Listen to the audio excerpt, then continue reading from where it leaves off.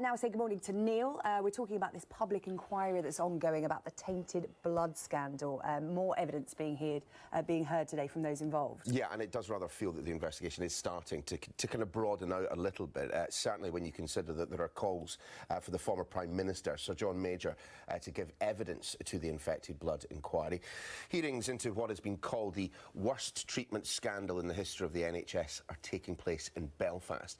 Now, around 4,000 people across the UK were infected with HIV, hepatitis C, and thousands are thought to have died. Victims and relatives of the dead want Sir John to give evidence about what he knew about contaminated blood products. Our health correspondent Paul Kelso reports. All over it. Yeah, and that's the moment, and that was headmaster's. Aid, Steve and Gary have returned to the school that was supposed to transform their lives, but ended up threatening them. It's through those green doors, and that's where the college ends and the Haemophiliac centre begins. Yeah. At an NHS-run clinic at Treloar College, haemophiliacs were treated with contaminated blood products that gave them HIV and hepatitis C.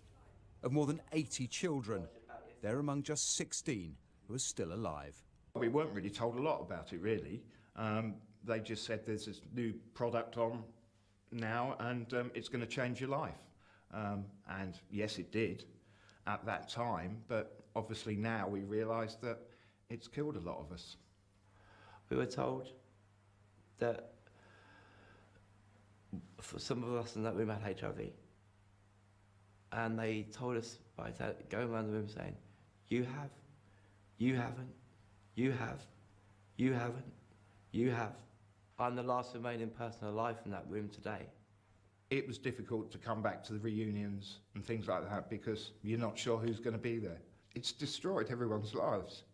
The infected blood inquiry resumed in Belfast this week and will today hear from Simon Hamilton, the chairman of Haemophilia Northern Ireland, who has hepatitis C and cirrhosis of the liver.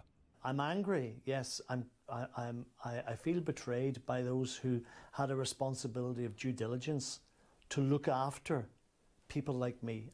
The brothers and sisters, if you like, in this process. I don't think we'll settle for another whitewash.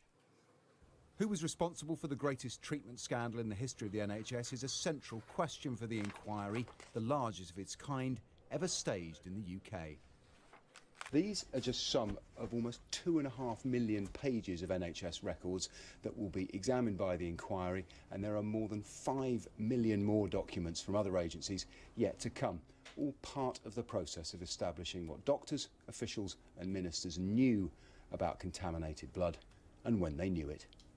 Survivors, victims and their families have long believed there was a cover-up and want questions asked at the very top. The initial views taken by the Thatcher administration were carried on by her successor, John Major.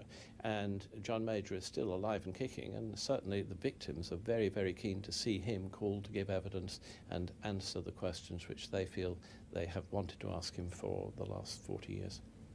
The forensic stage of the inquiry will begin next year.